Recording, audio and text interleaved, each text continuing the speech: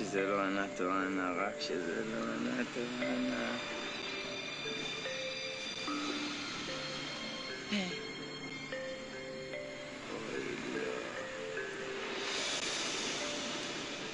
לא, למה? לא. איזה באסה. במשחק הזה, כמו בחיים, אנחנו לא תמיד מנצחים. איך דפקו אותנו? לא, לא, לא. דפקו את האמא שלנו. איזה באסה. לא, כל כך קיוויתי שלא תבואי, את לא אנה. כן, גם אני קיוויתי שלא אני ולא אנה.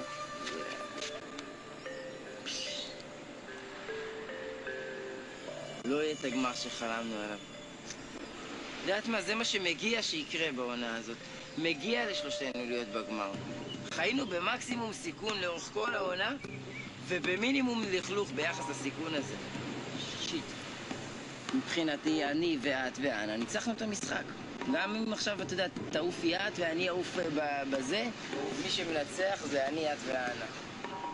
איתי ובוקי, 40 יום על האי, אתה לא יודע לפתוח קוקוס, אתה לא יודע להדליק אש, אתה לא יודע לעשות אורז, אתה רק אוסף עצים כמו איזה מטומטם לקשור פה, אתה לא יודע, איזה לקשור אוהל של שלי בנית, אוהל שנשבר עליי כל שנייה.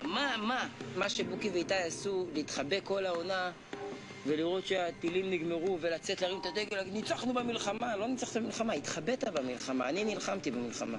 הישרדות VIP, אנחנו המנצחים.